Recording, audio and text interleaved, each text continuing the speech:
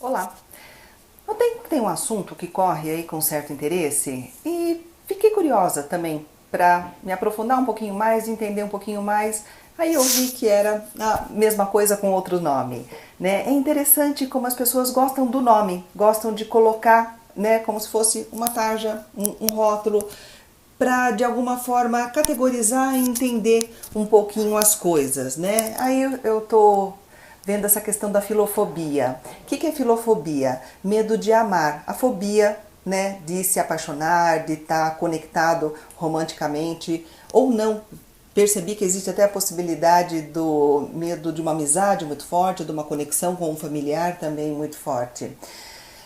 Antes de eu entrar um pouquinho mais na filofobia, é interessante notar como as pessoas gostam de saber, né, quantos medos existem, quantas fobias existem.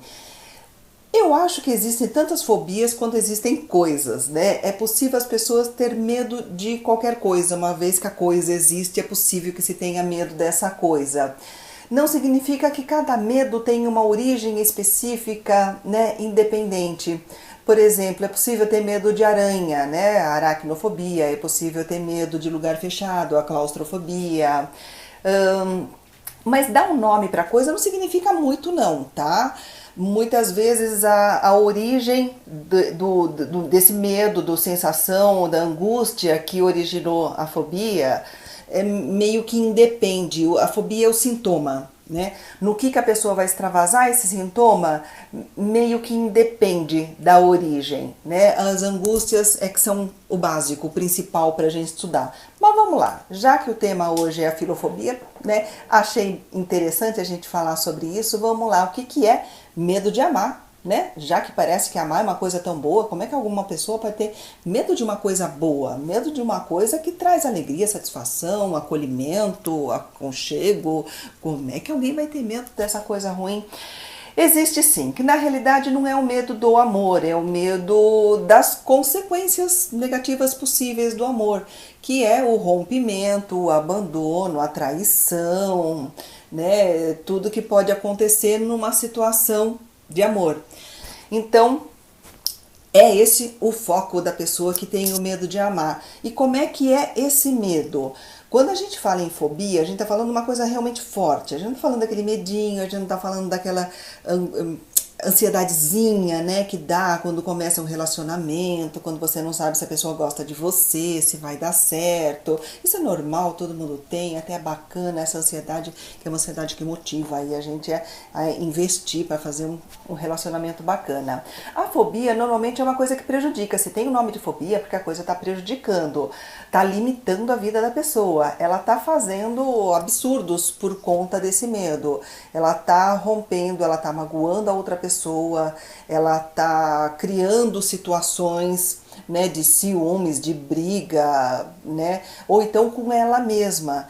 É comum que a pessoa que tem esse medo de se relacionar crie expectativas irreais de relacionamento com certas pessoas, que é justamente para se manter na defesa, né? Ah, eu sou apaixonada pelo Brad Pitt, né? Então eu só não tenho relacionamento com o Brad Pitt porque ele não tá aqui do meu lado, não mora no meu país, não fala a minha língua, só por isso. E isso fica uma bela de uma justificativa para não ter ninguém na minha vida, porque eu coloquei uma possibilidade irreal, impossível, né? É impossível, sei lá. Parece que nada é impossível nessa vida, mas muito distante, né? Muito pouco provável. E é um auto-boicote, né? A filofobia, o medo de amar é um auto-boicote.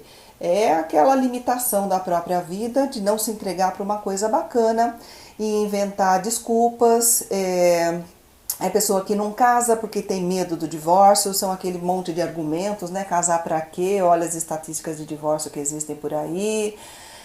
Casar pra quê se você largado mais tarde, se você traído, é a pessoa que provoca briga por qualquer coisa, a pessoa tá sentada no restaurante, o outro virou pro garçom para pedir alguma coisa, já acha que tá paquerando o garçom.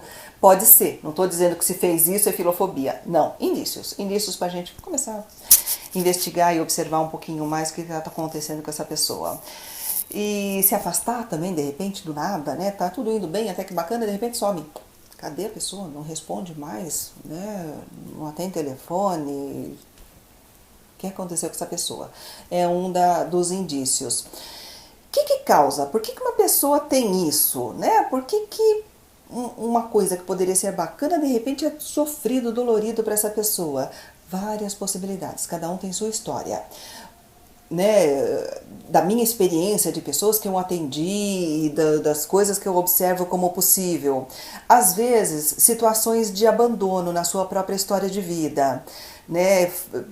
Ou por conta de necessidade, pai, mãe precisou de deixar essa criança em algum local com alguma pessoa, ou por um tempo, ou para sempre, enfim. E esse medo do novo abandono, né, pode ser até inconsciente, pode ser uma coisa que está guardadinha lá no cantinho. Esse abandono pode ser real ou não, às vezes o abandono é imaginário, às vezes a pessoa tem uma história de vida muito bacana, mas por algum motivo ela fez alguma associação que ela entendeu como abandono, alguma coisa que aconteceu na vida dela, mas de fato ali concretamente não teve abandono. A sensação de desmerecimento, né, de que essa pessoa ela merece menos atenção do que os outros, merece menos carinho, merece menos acolhimento. Por quê? Ou por conta de uma autoestima muito baixa, ou por conta de alguma vivência, alguma coisa que foi dita a ela, alguma coisa que ela ouviu e interpretou como, né, como uma pessoa de menos valia a ela mesma. De alguma forma, a pessoa que não se percebe merecedora de amor. Trauma de separações vividas, separações amorosas, de rompimento de situações que já aconteceram, medo de que isso aconteça de novo, medo de sofrer novamente.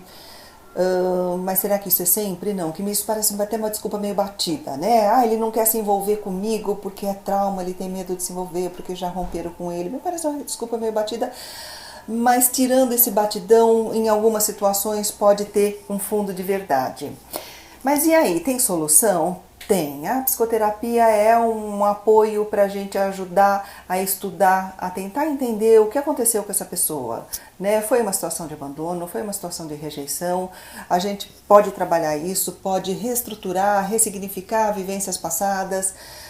Outras formas de terapia, como por exemplo a cognitiva comportamental, trabalha mais o presente, trabalha mudando esses padrões distorcidos de pensamento para que a pessoa consiga olhar as pessoas que estão na vida dela agora de forma como essas pessoas são, não conforme o referencial interno distorcido que ela tem de outras situações vividas, né? Fazer assim meio que uma limpeza. Essa pessoa está aqui, tem isso para te oferecer e tem isso para você desfrutar dela.